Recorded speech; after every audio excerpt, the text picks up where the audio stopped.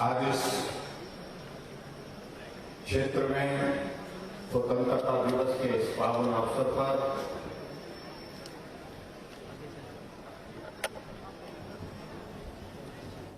राज्य स्तरीय समारोहों में उपस्थित सभी महानुभाव और प्यारे हिमाचल वासियों, मैं स्वतंत्रता दिवस के इस पावन अवसर पर आप सभी को बहुत बहुत बधाई और शुभकामनाएं देता हूं।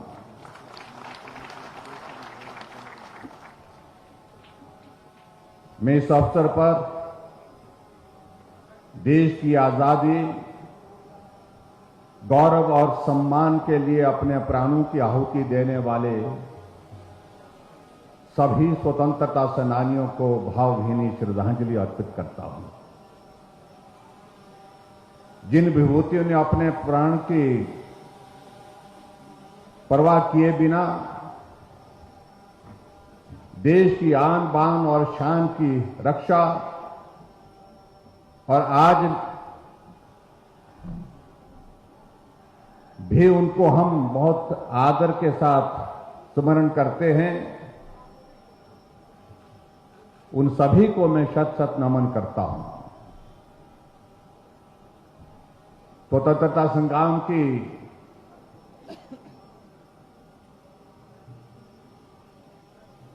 कहानी के अगर इतिहास में हम जाएं तो हिमाचल प्रदेश के भी बहुत सारे लोगों का उसमें बहुत महत्वपूर्ण योगदान रहा है। आज सिरमौर की पावन धरा पर हूं तो पचौता आंदोलन को याद करना चाहूंगा। इस आंदोलन से जुड़े आम लोगों ने एकजुट होकर विदेशी हुकूमत को यह स्पष्ट संदेश दिया कि हम अन्याय नहीं सहन करेंगे, हमें स्वाधीनता चाहिए, स्वतंत्रता चाहिए, इससे कम कुछ भी कबूल नहीं है।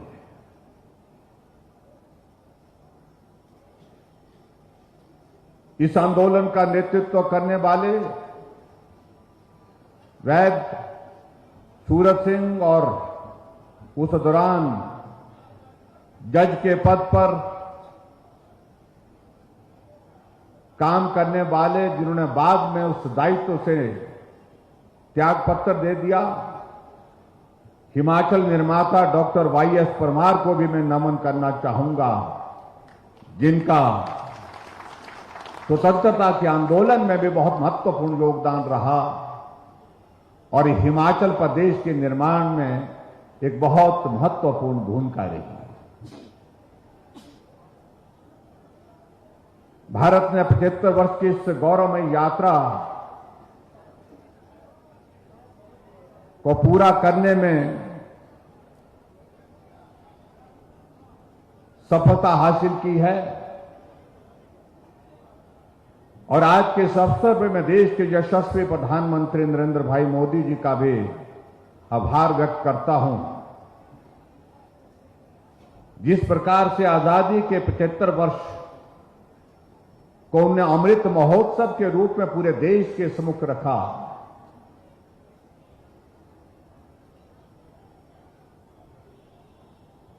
और देश के हर घर में तिरंगा झंडा फहराने के लिए विशेष तौर से एक अभियान आग्रह के रूप में किया।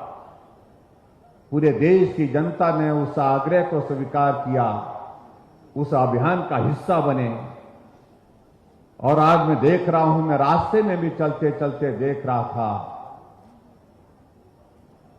हर घर में तिरंगा लगा हुआ है। इसके लिए मैं हिमाचल वासियों के भी जहां बधाई देता हूं, जिन्होंने इस अमृत महोत्सव के इस कार्यक्रम में भी अपना बहुत महत्वपूर्ण योगदान दिया और उसके साथ साथ में हर घर तिरंगा, घर घर तिरंगा इस अभियान को भी सफलतापूर्वक आगे बढ़ाने में अपना सहयोग दिया है।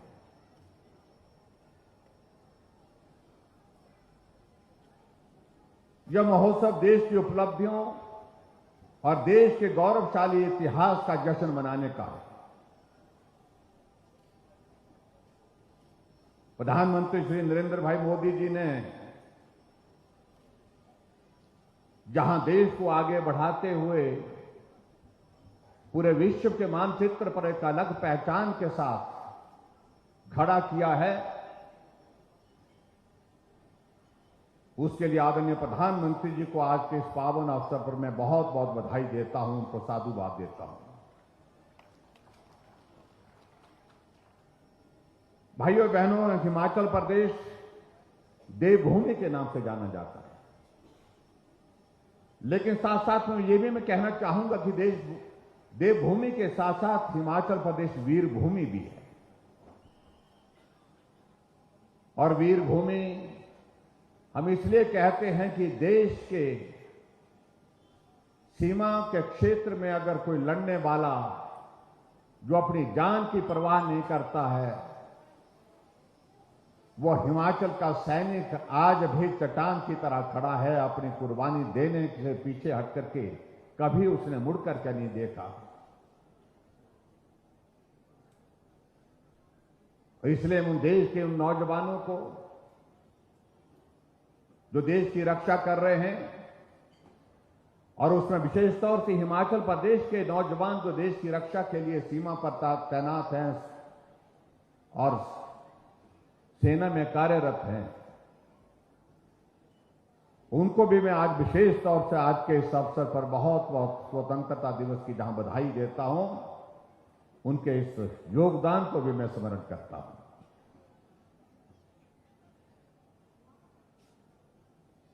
भाइयों और बहनों, ये संयोग है जहां भारत आज स्वतंत्रता के 75 वर्ष मना रहा है,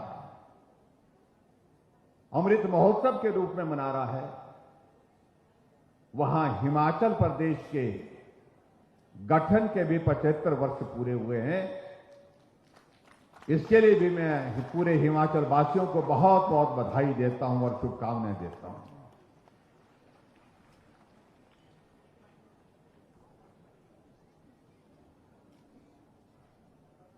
हमारी सरकार हिमाचल प्रदेश की स्थापना के 75 वर्ष पूरे होने पर अलग अलग स्थानों पर 75 कार्यक्रम बनाने का हमने तय किया है, और उन कार्यक्रमों के आयोजन के पीछे एक ही हेतु है, जहां आदरणीय प्रधानमंत्री जी ने पूरे देश के समक्ष 75 वर्ष की स्वतंत्रता का इतिहास लोगों के समक्ष रखा, नई पीढ़ी के समक्ष रखा।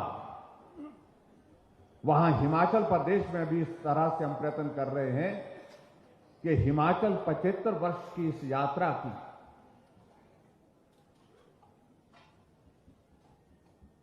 बहुत सारे उतार चढ़ाव देखने के बावजूद जिस मुकाम पर पहुंचा है, अलग पहचान के साथ खड़ा है, वहां हिमाचल के बहुत सारे लोगों का, हिमाचल वासियों का बहुत बड़ा योगदान रहा है, और उनके योगदान को भी आज का ये अवसर है जब हम उनको स्मरण करें, उनको हम नमन करें।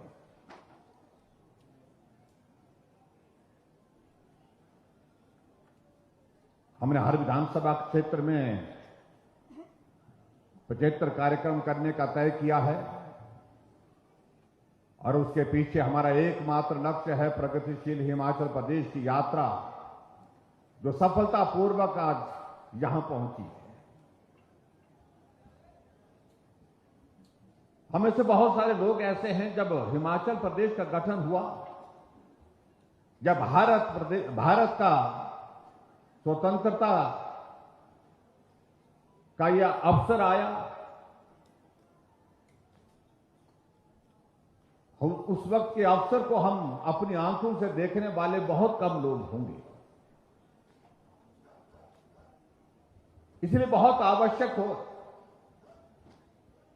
कि हम नई पीढ़ी के ध्यान में इस बात को जरूर लाएं, जब देश की आजादी का वो दौर चल रहा था, वो संघर्ष चल रहा था, उस वक्त कैसी परिस्थितियां थी। इसलिए आदरणीय प्रधानमंत्री जी ने अमृत महोत्सव के रूप में पूरे देश के लोगों के बीच में, नई जनरेशन के बीच में एक नहीं अनेक कार्यक्रमों का आयोजन करके देश की स्वतंत्रता का वो दौर सामने आए, इस बात को ध्यान में रखा और उसके साथ साथ में इस बात को भी सुनिश्चित किया कि हमारी नई पीढ़ी उस दौर को समझे, उस दौर को जाने, उस दौर को सुने। इस तरह से भी प्रयत्न किया गया है और वहीं हिमाचल प्रदेश में भी हमने इस प्रकार से ये कार्यक्रमों के जो आयोजन किए हैं, उन कार्यक्रमों का भाव भी यही है कि जब हिमाचल प्रदेश का गठन हुआ तब हम कहां थे और 75 वर्ष की यात्रा के पश्चात आज हम हिमाचल प्रदेश में प्रगति की राह पर बढ़ते हुए हम कहां पहुंचे हैं। इन सारी बातों का जिक्र जो है होना चाहिए और हमारे नई जनरेशन और नई पीढ़ी को ये जानना चाहिए।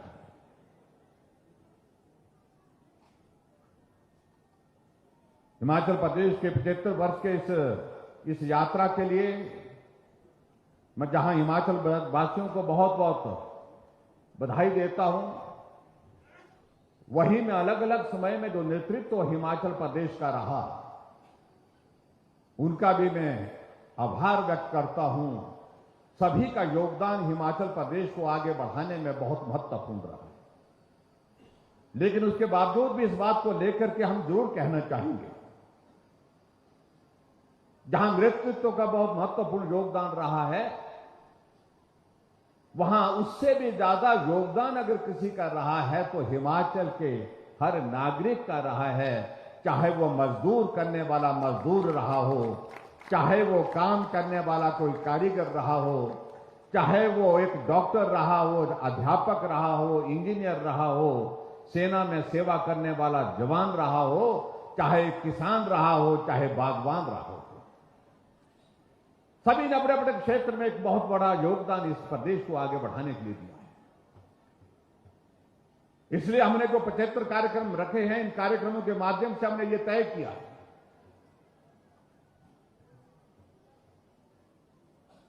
कि इस यात्रा का ये दौर जो है वो डेडिकेट करना चाहिए, समर्पित करना चाहिए हमको उन लोगों के लिए जिन लोगों के मेहनत से, परिश्रम से हिमाचल प्रदेश आज इस दौर में पहुंचा है।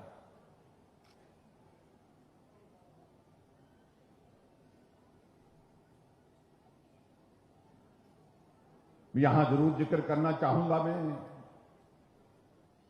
जब हिमाचल प्रदेश का गठन हुआ था और उस गठन के दौरान हम हिमाचल प्रदेश में हम विकास की परिस्थिति क्या थी, क्योंकि पहाड़ जैसी चुनौतियां हमारे सामने थी।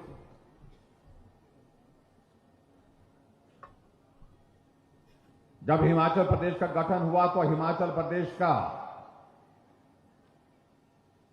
पूरा जो क्षेत्रफल था वो 25,839 वर्ग किलोमीटर था।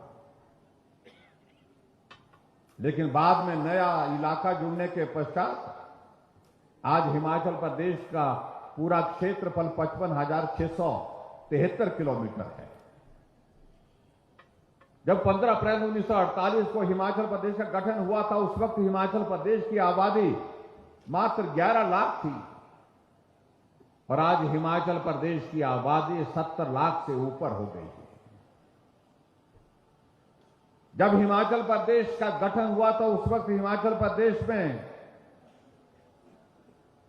साक्षरता दर 4.8 थी और महिलाओं की साक्षरता दर 2% के करीब थी। और आज हमारे लिए प्रसन्नता का विषय है कि आज हिमाचल प्रदेश केरल को भी पीछे छोड़ करके साक्षरता दर में पूरे देश भर में अव्वल नंबर पर है। 83% से भी आगे बढ़कर के पहुंचा है। जब हिमाचल प्रदेश का गठन हुआ था उस वक्त हिमाचल प्रदेश में मात्र 4 जिले थे, चंबा, महासू, मंडी और सिरमौर। ये सिरमौर जिला जो है ये हिमाचल प्रदेश के पुरानी रियासत, जब पुराना सबसे पहले हिमाचल का गठन हुआ उस वक्त का जिला है ये।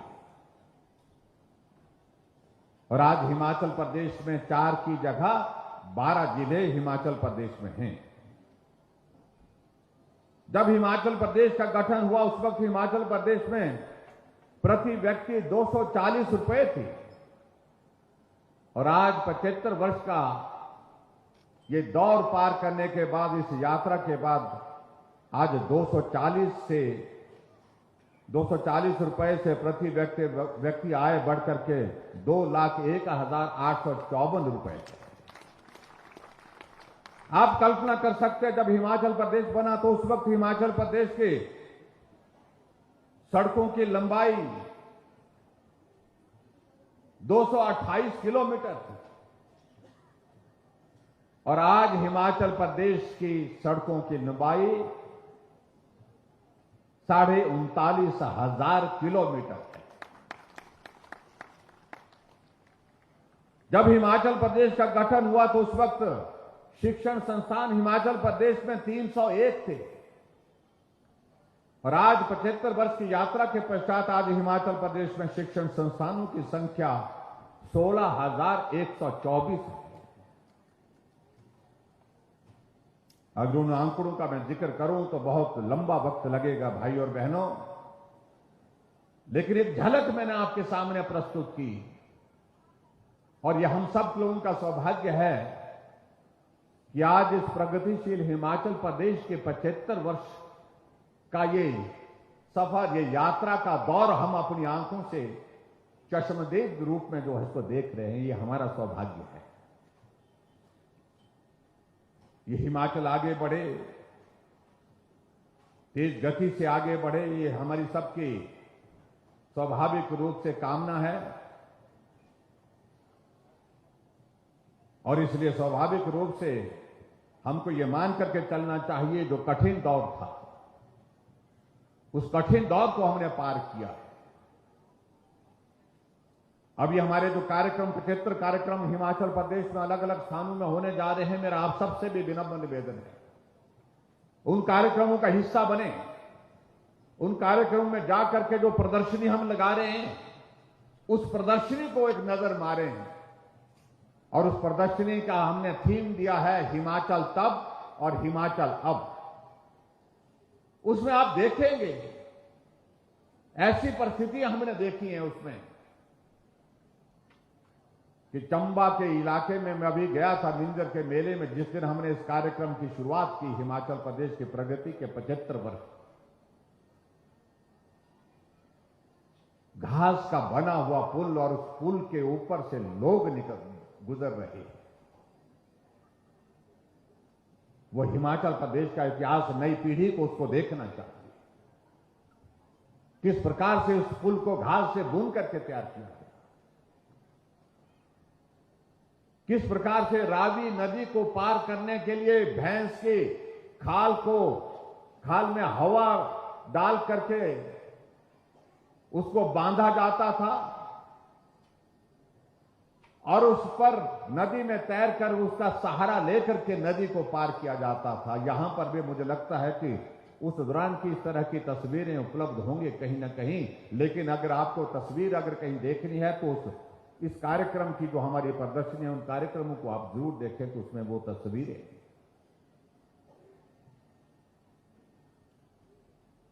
आज हिमाचल प्रदेश हर क्षेत्र में आगे बढ़ा है। हिमाचल प्रदेश छोटा प्रदेश, लेकिन उसके बावजूद मैं कह सकता हूं, दावे के साथ कह सकता हूं कि हिमाचल प्रदेश में एक नहीं अनेक क्षेत्र में आगे बढ़कर के काम किया है।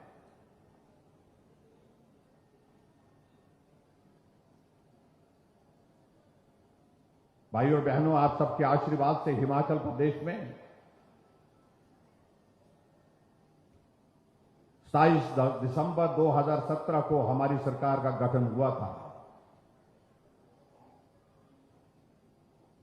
और हिमाचल प्रदेश का नेतृत्व का दायित्व मेरे ऊपर आया। मैं आज के इस पावन अवसर पर हिमाचल प्रदेश की समस्त जनता का अभिनंदन करना चाहूंगा, धन्यवाद करना चाहूंगा।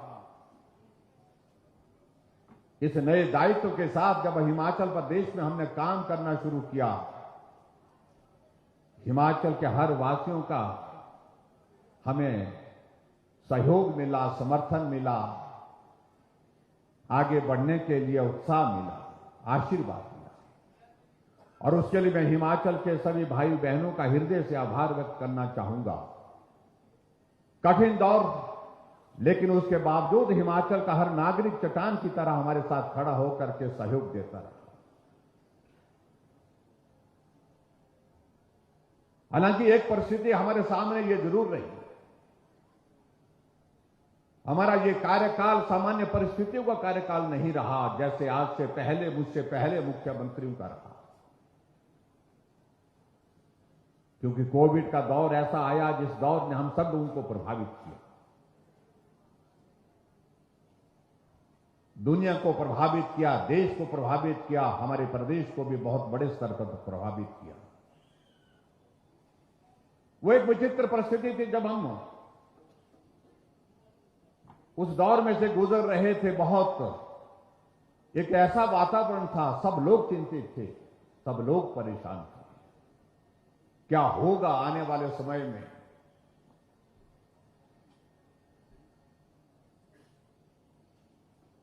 जब साइंटिस्ट ने, डॉक्टर्स ने कहा कि इस बीमारी का इलाज नहीं है, वो प्रश्न हमारे सामने ये खड़ा हुआ कि आखिरकार बचेंगे कैसे। जब दवाई इस बीमारी की नहीं है, इसका इलाज नहीं है, तब देश के हमारे यशस्वी प्रधानमंत्री जी ने हमें हौसला दिया, भरोसा दिया कि डरने की आवश्यकता नहीं है, आप हिम्मत के साथ खड़े रहिए, हम इस चुनौती का सामना करेंगे। और ऐसी परिस्थिति में जब कहा कि इसका इलाज के लिए कोई दवा नहीं है, तो इसमें प्रधानमंत्री जी ने विशेष तौर से साइंटिस्ट को बुला करके कहा कि क्या रास्ता है, आदमी की जिंदगी को बचाना हमारी प्राथमिकता है, उसमें हम कैसे काम कर सकते हैं। तो समाधान ये निकला कि सबसे बड़ी बात तो ये है कि हम सावधानी बरत करके जिंदगी बचाने के लिए, अपनी जिंदगी को बचाने के लिए भी काम करें और दूसरे की जिंदगी को बचाने में भी सहयोग करें। प्रधानमंत्री जी ने आग्रह किया पूरे देश के समक्ष, पूरे देश की जनता ने एक एक अक्षर का पालन किया।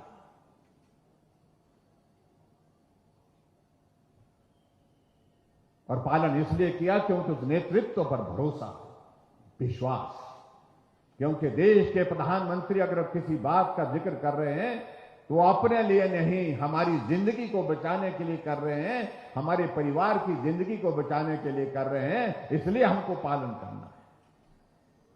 पूरे देश ने सहयोग दिया। हिमाचल प्रदेश के सभी भाई बहनों का भी मैं बहुत धन्यवाद करना चाहूंगा आज के इस अवसर पर कि हर कदम पर जो भी हमारी सरकार की ओर से दिशा निर्देश उस वक्त दिए गए कोविड के दौरान, आप सब लोगों ने उसमें पालन करके उसमें सहयोग किया।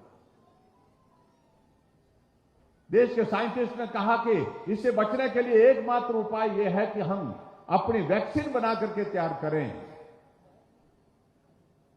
आदरणीय प्रधानमंत्री जी ने कहा कि जो सहयोग चाहिए, जो मदद चाहिए, हम देने के लिए तैयार हैं और आप उसको वैक्सीन को बना करके तैयार कर सकते हैं तो आप तैयार करिए। साइंटिस्ट ने रात दिन काम किया और उसका परिणाम यह हुआ कि वैक्सीन बन करके तैयार हुई। एक नहीं, दो वैक्सीन भारत के साइंटिस्ट ने बना करके तैयार की और देश के समक्ष प्रधानमंत्री जी ने कहा कि वैक्सीन बन करके तैयार है, वैक्सीन लगा करके हम अपनी जिंदगी को सुरक्षित करें। पूरा देश कतार में खड़ा होकर के वैक्सीन सेंटर पे पहुंचा और वैक्सीन के अभियान में पूरा सहयोग किया। और मुझे इस बात की भी प्रसन्नता है, हमने हिमाचल प्रदेश में सभी नागरिकों से, सभी भाई बहनों से इस बात के लिए आग्रह किया, निवेदन किया कि वैक्सीन आपकी जिंदगी को बचाने के लिए बहुत महत्वपूर्ण है, आप वैक्सीन लगाएं। सभी हिमाचल वासियों ने बहुत बड़ा सहयोग उसमें दिया और आखिरकार एक दिन आया जब पूरे देश भर में हिमाचल पहला राज्य बना जिसने वैक्सीन की पहली डोज सबसे पहले पूरी की। उसके लिए मैं आप सबको बहुत बहुत धन्यवाद करता हूं। और दूसरी डोज का भी दौर जब आया तो दूसरी डोज पूरी करने वाला भी हिमाचल पहला राज्य है। मैं डॉक्टर, डॉक्टर्स के साथ साथ में हमारे नर्सें, फार्मासिस्ट, हमारे फ्रंट लाइन पर जितने भी हमारे, चाहे वो पुलिस के हैं, होमगार्ड के जवान हैं, चाहे सफाई कर्मचारी हैं, आशा वर्कर हैं, आंगनबाड़ी वर्कर हैं, सब लोगों ने उस संकट के दौरान बहुत महत्वपूर्ण भूमिका निभाई है। उनको मैं विशेष तौर से बधाई देता हूं और उन सबको मैं बड़ा आदर के साथ सम्मान करते हुए उनका अभिनंदन करता हूं। उनके सहयोग के बिना संभव नहीं था। उस वैक्सीन के अभियान के बाद आज अगर हम हजारों की भीड़ में यहां पर एकत्रित हुए हैं, ये अगर देन है, वो देन है देश के हमारे यशस्वी प्रधानमंत्री नरेंद्र भाई मोदी जी ने, जो साइंटिस्ट को खुला छूट दे करके उनको कहा कि वैक्सीन बना करके तैयार करिए। आज वैक्सीन लगा करके हम अपने आप यहां पर बैठे हैं और सुरक्षित महसूस कर रहे हैं। हालांकि कोविड का दौर अभी भी पूरी तरह से समाप्त नहीं हुआ। भाइयों और बहनों, हमने आगे बढ़कर के काम किया।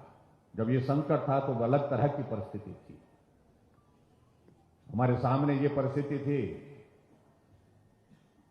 कि न जाने कितने लोग रहेंगे, कितने लोग नहीं रह पाएंगे। और आज के इस अवसर पर मैं उन लोगों के प्रति, अपने उन परिवारों के प्रति भी सहानुभूति व्यक्त करता हूं जो कोविड के शिकार हुए, जिनने अपनी जान गंवाई।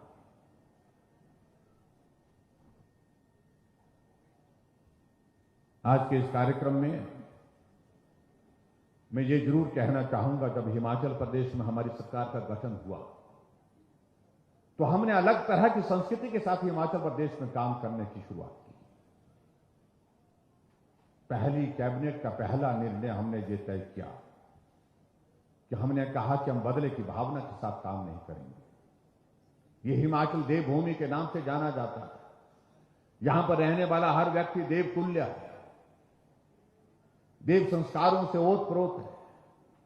हमको सबको मिलकर के आगे बढ़ना है और इसलिए पहली कैबिनेट की बैठक में हमने एक चीज को लेकर के हमने निर्णय किया कि हम बदले की भावना के साथ काम नहीं करेंगे।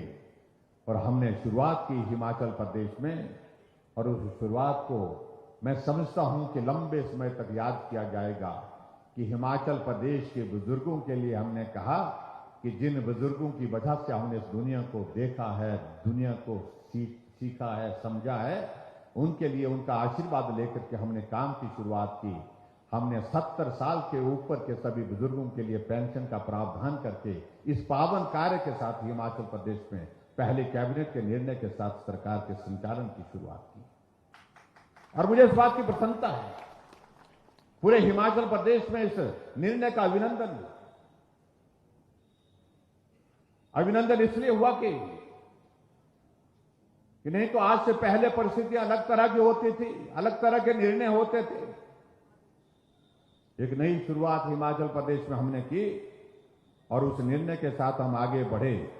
और मुझे इस बात की प्रसन्नता है, जहां पूर्व में हिमाचल प्रदेश में पेंशन का दायरा सिर्फ 4 लाख लोगों तक सीमित था, हमने उसको बढ़ा करके 7 लाख लोगों को पेंशन का प्रावधान करने के साथ उसको आगे बढ़ा। जहां 400 करोड़ रुपए हिमाचल प्रदेश में उसमें खर्च किया जाता था, वहां हिमाचल प्रदेश में हमने आज उसमें 400 करोड़ से बढ़ा करके बजट को 1300 करोड़ रुपए हम पेंशन पर खर्च कर रहे हैं और गरीब लोगों को मदद करने की कोशिश की है। हमारी सरकार का एक ध्येय रहा, गरीब के करीब रह करके मदद करने का। जहां गरीब वहां हम, इस भाव के साथ हमने हिमाचल प्रदेश में हमने काम की शुरुआत की। और मुझे इस बात की भी प्रसन्नता है कि हिमाचल प्रदेश के सभी भाई बहनों का उसमें बहुत बड़ा महत्वपूर्ण सहयोग रहा, आप सबका साथ रहा है। हिमाचल प्रदेश में लोगों की समस्याओं के समाधान की दृष्टि से हमने हिमाचल प्रदेश में एक काम की शुरुआत की कि लोग गांव से शहर में क्यों जाए, उनकी समस्याओं का समाधान गांव में कैसे संभव हो सकता है। तो उसके लिए हमने जनमंच की शुरुआत हिमाचल प्रदेश में की। और उस जनमंच के माध्यम से मुझे इस बात को लेकर के प्रसन्नता है कि हिमाचल प्रदेश में हमने 256 से ज्यादा जनमंच के आयोजन किए और 55,250 से भी ज्यादा समस्याओं का समाधान मौके पर किया। एक ऐसा कार्यक्रम जहां लोगों की समस्याओं को खुले मंच से, माइक से सुनने के लिए इजाजत दे दी गई और अधिकारी और मंत्री जाकर के उनकी समस्याओं को सुनकर के मौके पर उसका समाधान करेंगे। इस प्रकार से एक नई शुरुआत हिमाचल प्रदेश में हमने की और फिर उसके बाद हमको लगा आज टेक्नोलॉजी का युग है और इस टेक्नोलॉजी के युग में आगे बढ़कर के हमको और काम करने की जरूरत है। और उस दृष्टि से हमने तय किया हिमाचल प्रदेश में कि घर बैठे समस्या का समाधान कैसे हो सकता है, तो सीएम हेल्पलाइन की शुरुआत की, मुख्यमंत्री सेवा संकल्प मुख्यमंत्री सेवा संकल्प हेल्पलाइन 1100 की शुरुआत की। घर बैठे अपनी जेब से मोबाइल पर शिकायत करके अपनी समस्या का जिक्र करके समस्या का समाधान कर सकते। और मुझे इस बात की खुशी है हिमाचल प्रदेश में हमने लगभग 4,14,000 से ज्यादा समस्याओं का समाधान सिर्फ सीएम हेल्पलाइन के माध्यम से किया है। अलग तरह की शुरुआत की है। मैं सारी चीज में जाने में नहीं चाहता हूं कि ये काम पहले भी किए जा सकते थे, ये सुविधाएं पहले भी उपलब्ध की जा सकती थी। न जाने क्या कमी रह गई, न जाने कहां वो सारी चीजों को लेकर के वो बातें रह गई, लेकिन उसके बावजूद ये शुरुआत करने का एक अवसर हमें प्राप्त हुआ तो हमने इसकी शुरुआत की। हिमाचल प्रदेश में हमने इस बात को भी देखा कि बहुत सारे लोगों को गैस की सुविधा घर घर में हो गई। जो भी परिवार साधन संपन्न हुआ उस परिवार ने अपने घर में गैस का चूल्हा लाया, लेकिन गरीब परिवार, गरीब आदमी सोचता रहा कि गैस का चूल्हा तो हम भी लाना चाहते हैं, लेकिन उसके बावजूद इसको लाएं कैसे, हमारे पास पैसे नहीं। आदरणीय प्रधानमंत्री नरेंद्र भाई मोदी जी ने उज्ज्वला योजना पूरे देश भर के लिए शुरू की। देश के पर्यावरण के लिए बहुत आवश्यक है कि हम खाना बनाने के लिए जो लकड़ी जलाते हैं उसके धुएं से पर्यावरण भी खराब होता है और परिवार में जो सदस्य, जो हमारी माताएं बहनें हमारे लिए खाना बनाती हैं, उनके जीवन पर भी उस धुएं का बुरा असर पड़ता है। ऐसी परिस्थिति में पूरे देश भर के लिए आदरणीय प्रधानमंत्री जी ने उज्ज्वला योजना की शुरुआत की और हिमाचल प्रदेश में लगभग 1,37,000 गैस के चूल्हे उज्ज्वला योजना के अंतर्गत मिले, लेकिन बहुत सारे परिवार ऐसे रह गए थे जिनको अभी गैस का चूल्हा मिलना बाकी था। हमने अपनी योजना हिमाचल प्रदेश में शुरू की और हमने गृहिणी सुविधा योजना की शुरुआत हिमाचल प्रदेश में की और मुझे इस बात की खुशी है पूरे देश भर में हिमाचल पहला राज्य है जिस राज्य ने हर घर में गैस का चूल्हा पहुंचा करके, चाहे वो कितना भी गरीब है, उनके घर में गैस का चूल्हा पहुंचा करके अपना लक्ष्य को हासिल किया। 27 दिसंबर 2019 को शिमला के रिज मैदान पर हमारे केंद्रीय गृह मंत्री और हमारे पार्टी के सम्मानीय राष्ट्रीय अध्यक्ष जगत प्रकाश नड्डा जी की उपस्थिति में इस कार्य को हमने पूरा किया है।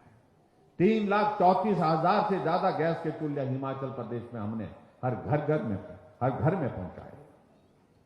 आगे बढ़ने की अगर बात आती है तो उस दृष्टि से हमने एक और शुरुआत की हिमाचल प्रदेश में।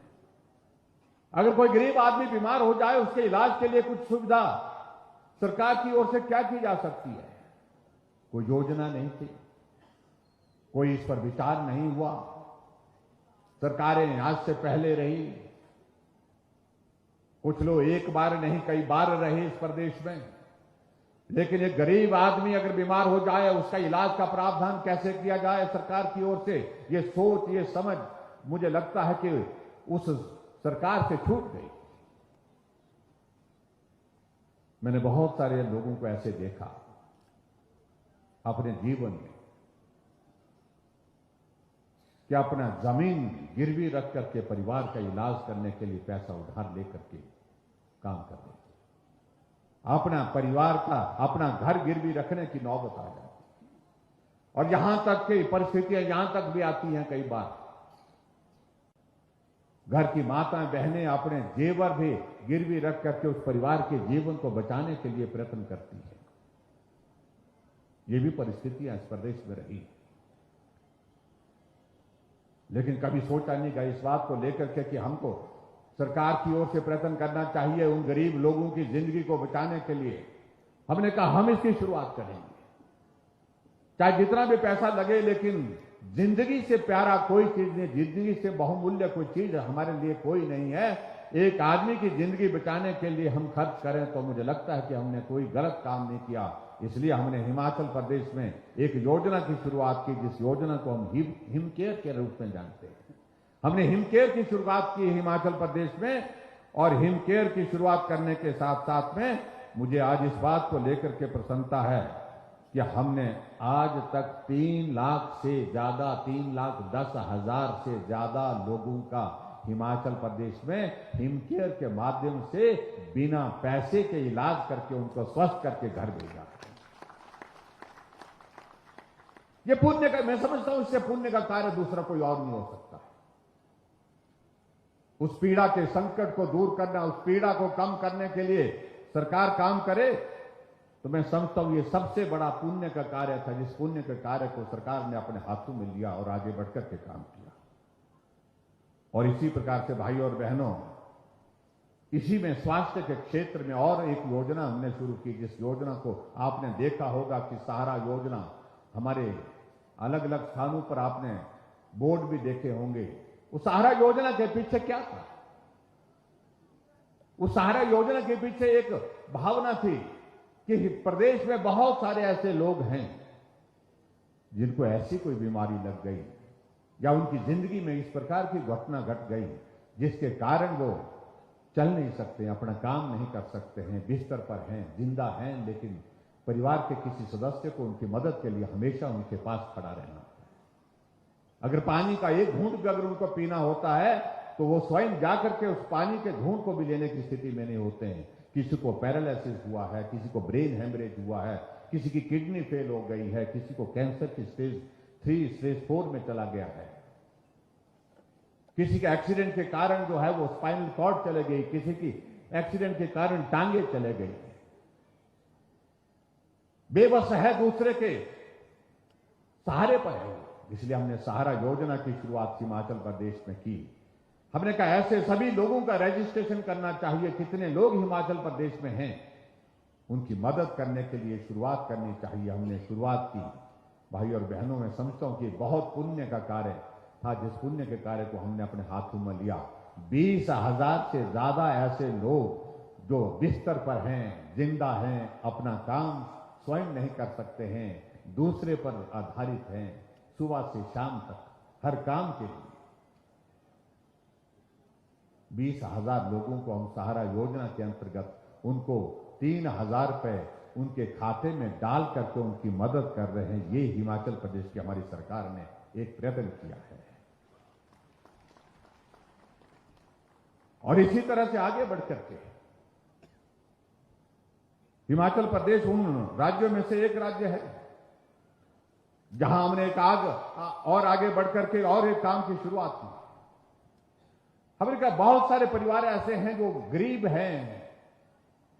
हर बेटी की एक तमन्ना होती है, हर मां बाप की एक तमन्ना होती है, जब बेटी की शादी होती है उसके लिए कुछ प्रावधान करके उसकी मदद करके अच्छी तरह से उसकी विदाई हो। ये पिता एक मां की एक भावना होती है और एक बेटी की भी होती है कि मैं अपने मां बाप का आशीर्वाद लेकर के अपने नए जीवन की शुरुआत करूं। लेकिन जो बीपीएल परिवार, गरीब परिवार की बेटियां, उन बेटियों के लिए इस प्रकार की कोई योजना नहीं थी। हमने एक योजना की शुरुआत की कि सरकार की ओर से हम, अगर मां बाप गरीब हैं, वो अगर शगुन देने की परिस्थिति में नहीं है, कुछ काम इस तरह का करने की उस अवसर पर जो है वो उस स्थिति में नहीं, आर्थिक रूप से उनकी स्थिति ठीक नहीं है, हमने शगुन योजना शुरू की। जितनी भी बीपीएल परिवार की बेटियां हैं, चाहे किसी भी जाति की हैं, जिस दिन उस बेटी की विदाई होगी, जिस दिन बेटी की शादी होगी, हम सरकार की ओर से 31,000 रुपए शगुन के रूप में उस बेटी को देंगे, ताकि वो बेटी अपने मां बाप का आशीर्वाद लेकर के दूसरे घर में जा सके। मैं भी एक कार्यक्रम में गया था और यही कार्यक्रम शगुन योजना के अंतर्गत जिन बेटियों की मदद हुई है उनका कार्यक्रम था।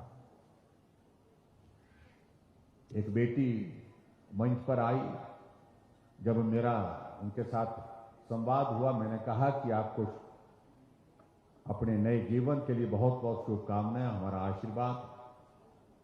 फिर मैंने उनसे पूछा, मैंने कहा कि आपने जो शगुन योजना के अंतर्गत हमने आपको 31,000 रुपए दिया, वो आपने अपने खाते में जमा किया या खर्च कर दिया या अपने पति के खाते में जमा किया? और उस बेटी ने कहा कि ना मैंने अपने खाते में जमा किया, ना अपने पति के खाते में जमा किया, ना ही मैंने उसको खर्च किया। मैंने वो पैसा 31,000 रुपए अपने पिताजी को दिया। पिताजी को इसलिए दिया क्योंकि पिताजी ने मेरी विदाई के लिए जो रिश्तेदार सगे संबंधी जो बुलाए थे उस पर खर्चा हुआ था, और मैं नहीं चाहती थी किसी भी सूरत में मेरी विदाई हो और पिताजी आर्थिक संकट में से जब गुजर रहे हैं तो उनके ऊपर ये ऋण बोझ बन जाए। तो मैंने वो 31,000 रुपए अपने पिताजी को दिए और पिताजी ने मेरी विदाई की और पिताजी भी साथ खड़े थे। आप कल्पना करिए एक बेटी की भावना अपने परिवार के लिए, अपने मां बाप के लिए किस प्रकार की, अपनी भावना को उन्होंने व्यक्त किया। तो इस प्रकार से हमने इस योजना के माध्यम से काम करने की शुरुआत हिमाचल प्रदेश में की, जिसमें हम आगे बढ़ करके उन बेटियों की मदद कर रहे हैं। भाई और बहनों, इसी तरह से हमारा नौजवान अपने पांव पर खड़ा हो, सरकार नौकरी देने के लिए प्रयत्नशील रहती है। हमने हिमाचल प्रदेश में हजारों की संख्या में नौकरियां दी है सरकारी क्षेत्र में, और हर सरकार प्रयत्न करती है। हमारी सरकार ने प्रयत्न किया और हमने हजारों की संख्या में नौकरियां दी हैं, लेकिन उसके बावजूद बहुत सारे ऐसे भी लोग रहते हैं, ऐसे भी नौजवान रहते हैं, सरकारी नौकरी नहीं मिल पाती है। हमने कहा ऐसे नौजवानों के लिए आगे कुछ योजना बननी चाहिए, वो अपने पांव पर खड़ा हो सके। उस दृष्टि से हमने एक शुरुआत की, मुख्यमंत्री स्वावलंबन योजना की शुरुआत की। 1 करोड़ रुपए हम देंगे अगर कोई नौजवान आगे बढ़कर के काम करना चाहता, अपना व्यवसाय शुरू करना चाहता है, वो आए, और 25 लाख रुपए 1 करोड़ रुपए में से उसको सब्सिडी देंगे, 25% सब्सिडी देंगे। अगर बेटी आएगी या कोई विधवा कोई आएगी तो उसके लिए हम 35% सब्सिडी देंगे। ये हिमाचल प्रदेश में एक बहुत बेहतरीन शुरुआत हुई और मुझे इस बात की खुशी है, अभी तक हिमाचल प्रदेश में लगभग 5,000 के करीब ऐसी संख्या हो गई, 5,000 के करीब हमारा वो आंकड़ा पहुंच रहा है, जहां नौजवानों ने अपना कारोबार शुरू किया, अपना स्टार्टअप शुरू किया। मैं धर्मशाला में गया तो मैं हैरान हो गया देख करके, वहां पर ऐसे ऐसे काम हमारे नौजवानों ने शुरू किए हैं जहां 25, 30 नौजवानों को और नौजवानों को रोजगार देंगे। और इस योजना के अंतर्गत अभी तक हमने सब्सिडी पर ही खर्च 200 करोड़ रुपए कर दिया और इस पे निवेश जो है 721 करोड़ रुपए से ज्यादा हो गया, और लगभग 11,000 नौजवानों को इसके अंतर्गत रोजगार हिमाचल प्रदेश में मिला। इसी तरह से भाई और बहनों, आगे बढ़कर के हिमाचल प्रदेश में बाहर के लोग आकर के इन्वेस्ट करें, प्राइवेट सेक्टर का इन्वेस्टमेंट हिमाचल प्रदेश में होना चाहिए। उस दृष्टि से हमने प्रयत्न किया और उसमें भी हम सफल हुए। और मुझे इस बात की खुशी है, उस अवसर पर जब हमने ग्लोबल इन्वेस्टर मीट धर्मशाला में की थी, तो उसमें आदरणीय प्रधानमंत्री जी हमको आशीर्वाद देने के लिए आए थे। और हिमाचल प्रदेश में अभी तक मैं जरूर कहना चाहूंगा कि हमारा लगभग 42,000 करोड़ रुपए की ग्राउंड ब्रेकिंग हो चुकी है। 28,000 करोड़ रुपए की ग्राउंड ब्रेकिंग प्रधानमंत्री जी ने उस दिन की जब वो 4 वर्ष का कार्यकाल हमारी सरकार का पूरा हुआ था, और उसमें हमको अपना आशीर्वाद दिया। एक नई शुरुआत हिमाचल प्रदेश में हमने की है। और इसी तरह से प्राकृतिक खेती, खुशहाल किसान, और आज भी आदरणीय प्रधानमंत्री जी ने अपने संबोधन में अपनी बात कही है, और उस बात के तहत उन्होंने एक बात जरूर जोर से कही है, प्राकृतिक खेती पर पूरे देश भर में जोर देने की आवश्यकता है।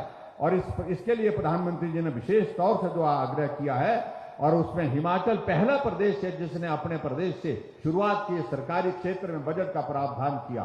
और जब हिमाचल प्रदेश में हमारी सरकार बनी थी उस वक्त हमने इस काम की शुरुआत करते हुए आगे बढ़ करके हमने किया था। और आज मुझे इस बात की खुशी है कि आज पूरे देश भर में आदरणीय प्रधानमंत्री जी इस योजना को आगे बढ़ा रहे हैं। हमने महिला सशक्तिकरण की दृष्टि से हिमाचल प्रदेश में प्रयत्न किया है। महिला सशक्त महिला हमारी आबादी का 50% है। उनके सहयोग के बिना ना परिवार चल सकती है, ना सरकार चल सकती है, ना समाज चल सकता है। उनको सशक्त करने की आवश्यकता है। और मुझे इस बात को लेकर के प्रसन्नता है कि जब मैं हिमाचल प्रदेश में ग्रामीण विकास और पंचायती राज मंत्री था उस वक्त हिमाचल पूरे देश में दूसरा प्रदेश था जहां पर पंचायती राज संस्थाओं में महिलाओं के लिए आरक्षण 50% किया गया था। एक शुरुआत उस तरह से हुई थी। बहुत सारे प्रश्न खड़े हुए थे, कहा कि कैसे चलेगा, बहुत मुश्किल है, काम रुक जाएगा, विकास नहीं हो पाएगा। लेकिन सारी बातों पर प्रश्न जो खड़े किए गए तो उसमें जो है विराम लग गया जब महिलाओं ने आगे बढ़कर के काम किया चुने हुए प्रतिनिधि के नाते। और आज मुझे इस बात की खुशी है कि महिलाएं हर क्षेत्र में आगे बढ़ रही हैं। हमने निर्णय किया कि हिमाचल प्रदेश में हमारे सेल्फ हेल्प ग्रुप हैं, हम उनके लिए 25,000 रुपए रिवॉल्विंग फंड देंगे। अगर वो लोन लेना चाहती है तो 4% पर लोन देंगे। और इसमें बहुत सारी महिलाएं आगे बढ़कर के बहुत बेहतरीन काम कर रही है, अपना काम भी कर रही हैं, अपने परिवार के लिए आय का साधन भी जुटा रही है। और उसी तरह से आगे बढ़कर के हमारी सरकार ने और निर्णय लिया कि महिलाएं अब घर का हिस्सा नहीं है, महिलाएं समाज के हर क्षेत्र में काम करती हैं, सरकारी नौकरी करने के लिए जाती हैं, प्राइवेट सेक्टर में काम करने के लिए जाती हैं, अपना कारोबार करने के लिए जाती हैं। इसलिए उनका आना जाना सरल हो, उस दृष्टि से हमने हिमाचल प्रदेश में एक कदम उठाया। और वो कदम ये उठाया कि हिमाचल प्रदेश में महिलाओं के लिए आने जाने के लिए बसों के किराए में आधा किराया हमने माफ किया। इसके लिए भी मैं मातृशक्ति को बहुत बहुत बधाई देता हूं, बहुत बहुत शुभकामनाएं देता हूं। और उसी तरह से आगे बढ़ करके हमने और भी चीजों को लेकर के सोचा। ग्रामीण क्षेत्रों में पेयजल योजना हमने बहुत बेहतर ढंग से चलाई। और मुझे इस बात की प्रसन्नता है कि जहां आज तक के इतिहास में हिमाचल प्रदेश में पेयजल योजना के लिए जो हमारे जल शक्ति मंत्रालय के माध्यम से लगभग 7 लाख नल लगे, वहां हमारी सरकार में, वर्तमान सरकार ने 4.5 वर्ष के कार्यकाल में 8 लाख से ज्यादा नल हर घर में लगा करके नल से शुद्ध जल देने का काम किया है। उसके लिए भी मैं विभाग को बहुत बहुत बधाई देता हूं। आगे बढ़कर के हमने और भी एक निर्णय लिया, और वो निर्णय लिया कि हिमाचल प्रदेश को ऊर्जा राज्य के रूप में हम जानते हैं, क्योंकि हम 11,000 मेगावाट से ज्यादा बिजली हिमाचल प्रदेश में पैदा करते हैं। और ऐसी परिस्थिति में हिमाचल की धरती में बिजली पैदा होती है। हम बिजली पंजाब को बेचते हैं, दिल्ली को बेचते हैं, राजस्थान को बेचते हैं, हरियाणा को बेचते हैं, देश को देते हैं। नेशनल ग्रिड पे जाती है हमारी बिजली। लेकिन हिमाचल के लोगों को बिजली पैदा करने के पश्चात उनको क्या हासिल हुआ, उस दृष्टि से हमने विचार किया। हमने कहा जो हमारे गरीब और मध्यम दर्जे के लोग हैं, मैंने पूछा, मैंने कहा कितना पैसा कि कितने यूनिट वो खर्च करते हैं, तो कहा कि 60 से 100 यूनिट तक वो खर्च करते हैं। जहां एक घर में 3 बल्ब, 4 बल्ब, 5 बल्ब लगे होते हैं और किफायत के साथ वो बिजली का उपयोग करते हैं। फिर उसके बाद ये भी बात आई कि जहां घर में लट्टू लगा है, बिजली का कनेक्शन लगा है, लट्टू जले तो ना चले, लेकिन 55 रुपए हर महीने का देना पड़ता है। 15 रुपए फिक्स मीटर चार्ज देना पड़ता है। बिजली जलाए चाहे ना जलाए, लट्टू जले चाहे ना जले, लेकिन 15 रुपए वो फिक्स देना पड़ता है। और 40 रुपए सर्विस चार्जेस के देने पड़ते थे। 40 और 15 मिलाकर के 55 रुपए हर व्यक्ति को हर महीने का बिल आता था। तो हमने कहा इसमें क्या किया जा सकता है।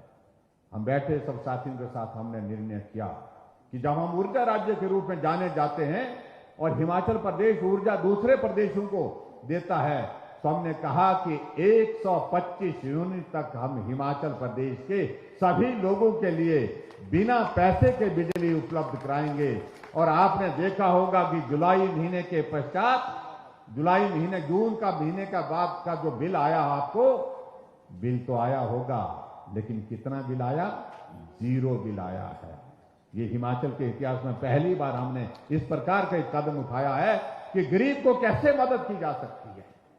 सामान्य वर्ग जो ऐसा वर्ग जो हमारा जो मिडिल क्लास है, और मैंने पता किया 15 लाख, लगभग 15 लाख लोग ऐसे हिमाचल प्रदेश में, 15 लाख कनेक्शन ऐसे हैं जिनको इस योजना के अंतर्गत लाभ हुआ है। इसलिए भाई और बहनों, जहां गरीब, वहां हम इस बात को हमने चरितार्थ करने की हमने कोशिश की है। इस तरह से हमने 60 साल से ऊपर हमने सभी को पेंशन का प्रावधान किया। दिहाड़ी में अब की बार हमने बढ़ोतरी की। हमने आंगनवाड़ी वर्कर के लिए बढ़ोतरी की, आशा वर्कर के लिए पैसों में बढ़ोतरी की। और हिमाचल के इतिहास में कभी दिहाड़ीदार को 50 रुपए दिन की दिहाड़ी एक साथ बढ़ने का आज से पहले कभी फैसला नहीं हुआ। 50 रुपए का मतलब है कि एक महीने के 1500 रुपए उस मजदूर को मिल रहे हैं, जो बढ़ करके मिल रहे हैं। इस प्रकार से उस गरीब आदमी की मदद हमने करने की हमने कोशिश की। और इसी प्रकार से सरकार में कार्यरत हमारे कर्मचारी, चाहे वो पुलिस में हैं, चाहे हमारे पुलिस के अलावा हमारे दूसरे विभागों में हैं, जो मदद जिस रूप में की जा सकती थी वो हमने करने की कोशिश की। जो हमारे टीचर्स हैं, अध्यापक हैं, लेक्चरर्स हैं, उनके लिए भी हमने मदद करने की कोशिश की है। इन सारी बातों में अगर मैं जाऊंगा तो बहुत सारा वक्त उसमें लगेगा, लेकिन हमने हिमाचल प्रदेश में बहुत सारी चीजें जो करने की कोशिश की है, उन योजनाओं के माध्यम से कि हिमाचल भी आगे बढ़े। और हिमाचल प्रदेश में जो गरीब वर्ग है हमारा, जो आगे बढ़ने में अपनी भावनाएं तो व्यक्त करता है, लेकिन उसमें सक्रिय भागीदारी नहीं दे पाता है साधनों और सुविधाओं के कारण। उस दृष्टि से हमने हिमाचल प्रदेश में उन लोगों को अभी अवसर दिया और वो लोग आगे बढ़े। और डबल इंजन की सरकार, भाई और बहनों, दिल्ली में नरेंद्र भाई मोदी जी के नेतृत्व में देश आगे बढ़ रहा है। ये हमारे लिए सौभाग्य की बात है। और उसी प्रकार से हिमाचल प्रदेश उनके आशीर्वाद से आगे बढ़ रहा है।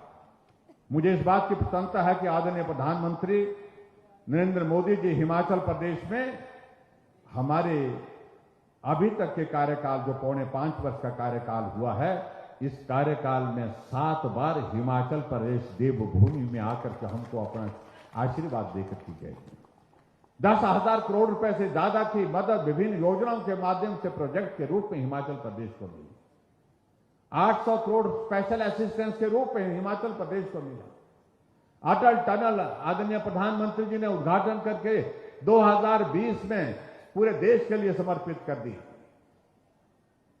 एम्स हमारा बनने को तैयार है। बनकर के तैयार होने के पश्चात इसी महीने के अंत में या अगले महीने की शुरुआत में हिमाचल प्रदेश में आकर के प्रधानमंत्री जी उसका उद्घाटन करने वाले हैं। चंबा का आने वाले समय में आदरणीय प्रधानमंत्री जी का कार्यक्रम निश्चित रूप से बनने वाला है। पावर प्रोजेक्ट की इनॉग्रेशन और फाउंडेशन स्टोन वहां पर जो रखे हैं, उस कार्यक्रम में वो जाने वाले हैं, क्योंकि चंबा हमारे प्रदेश का ऐसा जिला है जो आज भी एस्पिरेशनल डिस्ट्रिक्ट है, जहां काम करने की ज्यादा जरूरत है। इस बात को हम महसूस कर रहे हैं। और आज मुझे इस बात की प्रसन्नता है, आज आदरणीय प्रधानमंत्री जी ने हमारे देश को संबोधित करते हुए लाल किले से मेड इन इंडिया तोप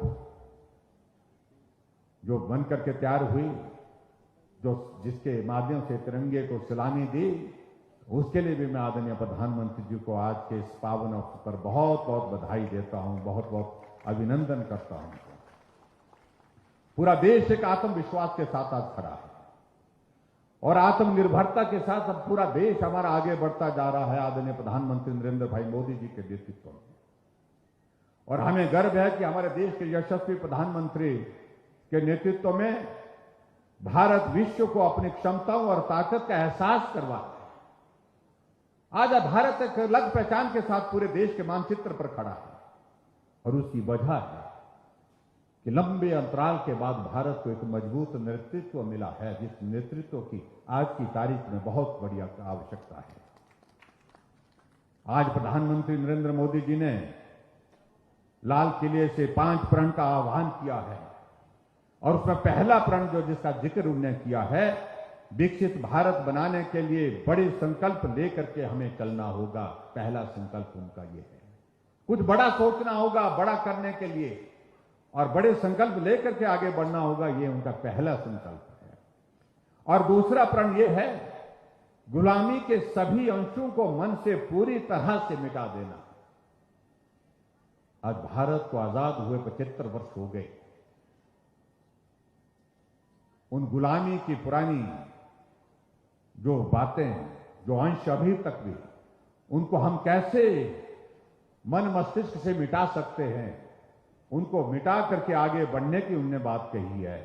और तीसरा प्रण उन्होंने कहा, अपनी विरासत पर गर्व करना। जो हमारी धरोहर है, हमारी विरासत है, उस पर हमें गर्व होना चाहिए।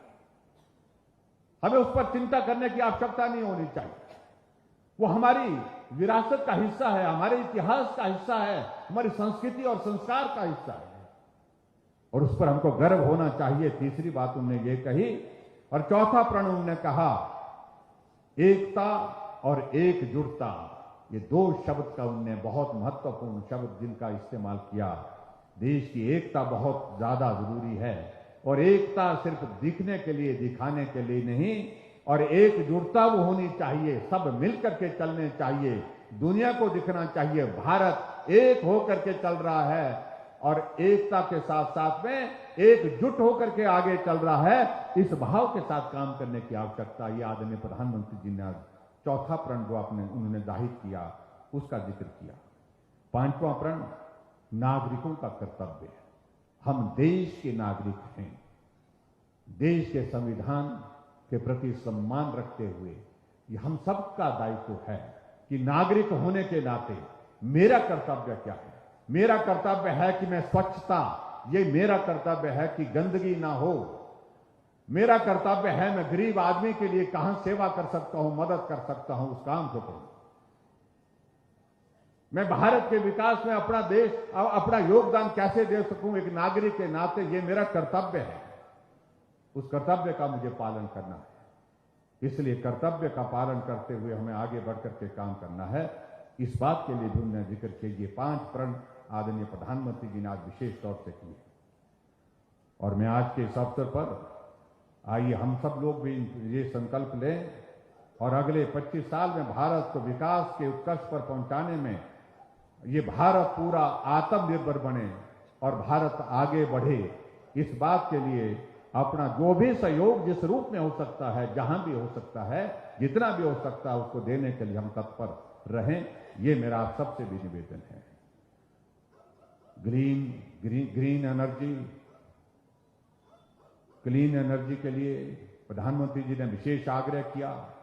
प्राकृतिक खेती के लिए आदरणीय प्रधानमंत्री जी ने विशेष अनुदान, एक बात कही है। और आज प्रधानमंत्री जी ने एक बात को लेकर के, जहां कहा जाता था पहले जय जवान जय किसान कहा जाता था, और जय जवान जय किसान के साथ जय विज्ञान जुड़ा। जब अटल जी ने परमाणु बम का विस्फोट किया तब कहा गया कि इसको भी जुड़ना चाहिए। तो आज प्रधानमंत्री जी ने एक और चीज को जोड़ करके अपनी बात कही, जय जवान जय किसान जय विज्ञान और जय अनुसंधान। यानी कि साइंस को भी आगे, जो रिसर्च के लिए जो हमारे साइंटिस्ट काम करते हैं, हमारे नौजवान काम करते हैं, उसके लिए भी उन्होंने विशेष तौर से आग्रह किया। ये विशेष तौर से आज का उनका कार्यक्रम का जो है आग्रह था, इस अवसर पर आग्रह था। भाई और बहनों, आज इस पावन अवसर पर देश की आजादी के जहां 75 वर्ष हुए हैं, और 75 वर्ष के इस अमृत महोत्सव के इस दौर में हम आगे बढ़ते हुए, जहां हिमाचल प्रदेश के भी गठन के 75 वर्ष हुए हैं, और हिमाचल आगे बढ़े, ऐसे हमारी सबकी ओर से शुभकामनाएं हैं। और मैं 2-3 बातों को कह करके अपनी बात को पूरा करता हूं। मैं आज के इस अवसर पर हिमाचल प्रदेश में जो हमारे राज्य के पंचायती राज विभाग के अधीन जिला परिषद कैडर में कार्यरत लगभग 4000 कर्मचारियों को संशोधित वेतनमान देने की यहां पर आज के अवसर पर घोषणा करता हूं। और उसी तरह से पंचायत चौकीदार पंचायत में बहुत महत्वपूर्ण सेवाएं दे रहे हैं, इसलिए हर साल उनके मानदेय में वृद्धि की जाती है। और हमारी सरकार ने इस वर्ष के बजट में पंचायत चौकीदार के मानदेय में 900 रुपए की जो प्रति माह की वृद्धि की है, जो आज तक की सबसे ज्यादा वृद्धि है। इसके साथ ही पंचायत चौकीदार के मानदेय में हमारे कार्यकाल में 57% वृद्धि हुई है, जो लक्षणीय है तथा उनके बेहतर भविष्य के लिए मैंने अपने बजट अभिभाषण में पंचायत चौकीदार के लिए एक पॉलिसी बनाने की घोषणा की थी, जिसके फलस्वरूप आज मैं यह घोषित करता हूं कि जिन चौकीदारों ने लगातार 12 साल तक अपनी सेवाएं दी हैं, उन्हें दैनिक वेतन भोगी बनाया जाएगा। ये भी हमने आज के इसमें तय किया है और मैं सभी को उनको शुभकामनाएं भी देता हूं। भाई और बहनों, इससे आगे बढ़कर के हिमाचल प्रदेश सरकार द्वारा सरसों का तेल गरीब जो एनएफएसए का हिस्से का आता है परिवारों को 134 रुपए प्रति लीटर तथा एपीएल के परिवारों को 139 रुपए प्रति लीटर तथा रिफाइंड तेल गरीब परिवारों को 122 रुपए प्रति लीटर तथा एपीएल परिवारों को 127 रुपए प्रति लीटर की दर से दिया जा रहा है। प्रदेश सरकार द्वारा खाद्य तेल पर एपीएल परिवारों को मुबलिक 5 रुपए तथा गरीब परिवारों को मुबलिक 10 रुपए प्रति लीटर का अनुदान दिया जा रहा है। अतः आज इस पावन अवसर पर जहां पूरा देश अमृत महोत्सव मना रहा है और हिमाचल प्रदेश अपने गठन के 75 वर्ष मना रहा है, खाद्य तेल पर दिए जा रहे अनुदान को माह सितंबर 2022 से मार्च 2023 तक 7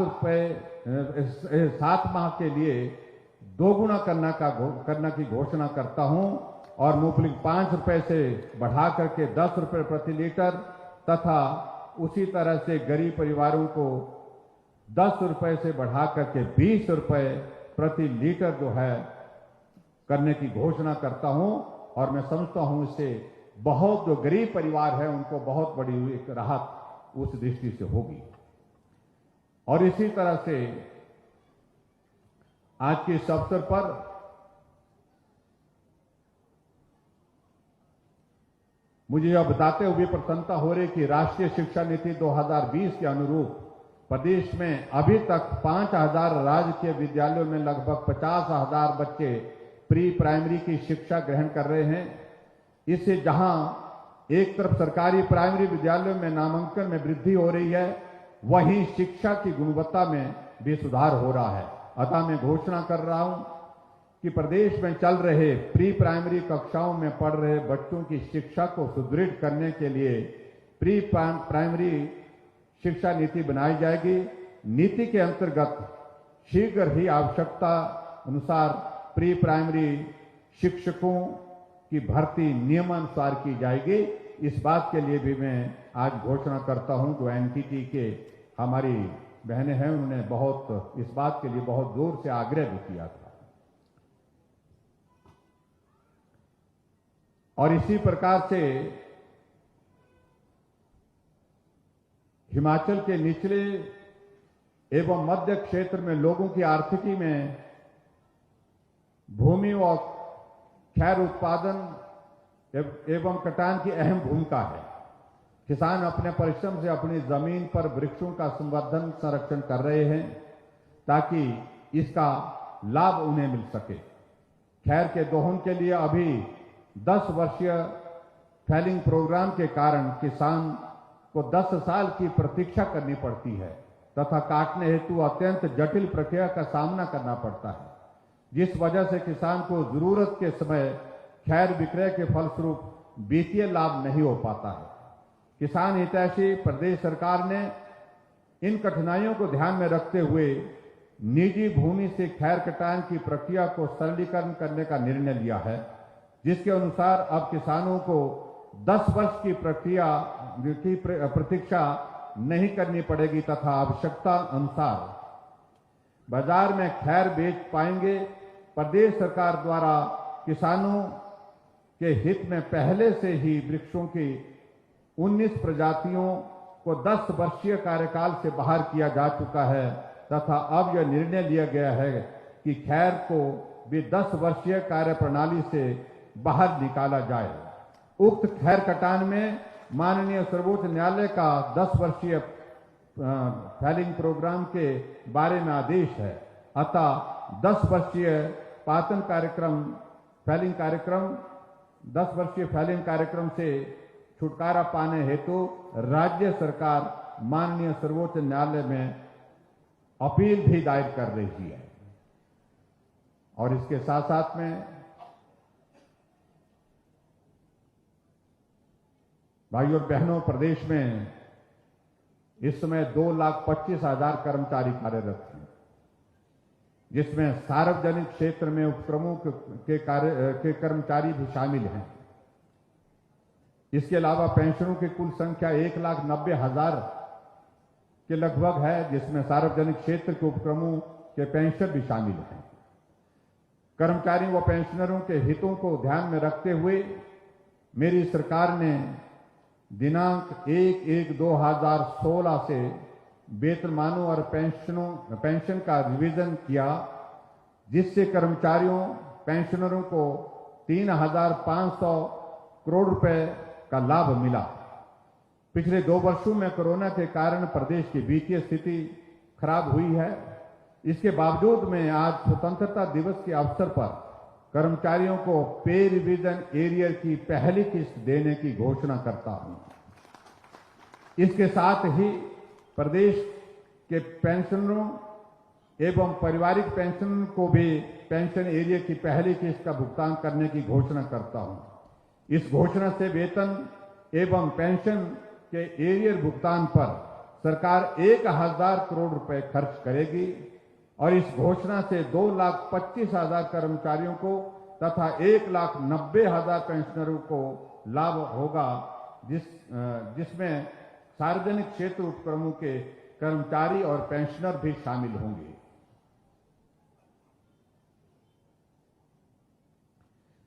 भाइयों और बहनों, आज के इस कार्यक्रम में मुझे लग रहा था कि बारिश एक बहुत बड़ी बाधा होगी, लेकिन मैं आप सबका हृदय से अभिनंदन करता हूं कि बारिश के बावजूद भी आप बड़ी संख्या में यहां पर उपस्थित हुए। जब बारिश हो रही थी तब भी आप खड़े थे। अब जब बारिश रुक गई है तो भी आप जो है यहां आज के इस कार्यक्रम का हिस्सा बन करके, जिनको बैठने के लिए स्थान मिला वो बैठे हैं, जिनको बैठने के लिए स्थान नहीं मिला उनसे हम क्षमा चाहेंगे, वो खड़े होकर के इस कार्यक्रम का हिस्सा बने हैं और अपना जो है अपनी भावनाएं व्यक्त कर रहे हैं। मैं एक बार फिर से भारत की आजादी के इस अवसर पर आप सभी को बहुत बहुत शुभकामनाएं देता हूं। क्षेत्र में स्वतंत्रता दिवस के अवसर पर आप सबको बहुत बहुत बधाई और पूरे हिमाचल प्रदेश के भाई बहनों को विशेष तौर से हमारा भी हिमाचल प्रदेश का गठन का 75 वर्ष का कार्यकाल पूरा हुआ है, उस अवसर पर भी बहुत बहुत बधाई और शुभकामनाएं। और आप सब लोग, हम सब लोग आगे बढ़ें, ये प्रदेश प्रगति की राह पर आगे बढ़े, उसके लिए मैं आप सबके बीच में सिर्फ इतना ही कहना चाह रहा हूं, आओ हम मिलकर के चलें। अभी बहुत सारी चीजें हमारे सामने जो लक्ष्य के रूप में है उनको हासिल करना है। ये हिमाचल भले ही छोटा प्रदेश, लेकिन यह प्रदेश शिखर पर है तो इसका विकास भी शिखर की ओर आगे तेजी से बढ़े। इस भाव के साथ हम आगे मिलकर के चलें, मिलकर के काम करें। हिमाचल के सर्वांगीण विकास के लिए हम सबके सब मिलकर के आगे बढ़ करके काम करते हुए इस हिमाचल प्रदेश को और मजबूत करें और यहाँ पर हम सब लोग अपनी इस भूमिका को निभाने के लिए अपने अपने स्थान में जिस रूप में मदद कर सकते हैं, सहयोग कर सकते हैं, उस सहयोग को दें। ऐसी कामना करते हुए आज के इस कार्यक्रम में एक बार फिर से आप सबको स्वतंत्रता दिवस की हार्दिक शुभकामनाएं। भारत माता की, भारत माता की, भारत माता की जय हिंद, जय हिंद, जय हिंद। बहुत बहुत धन्यवाद।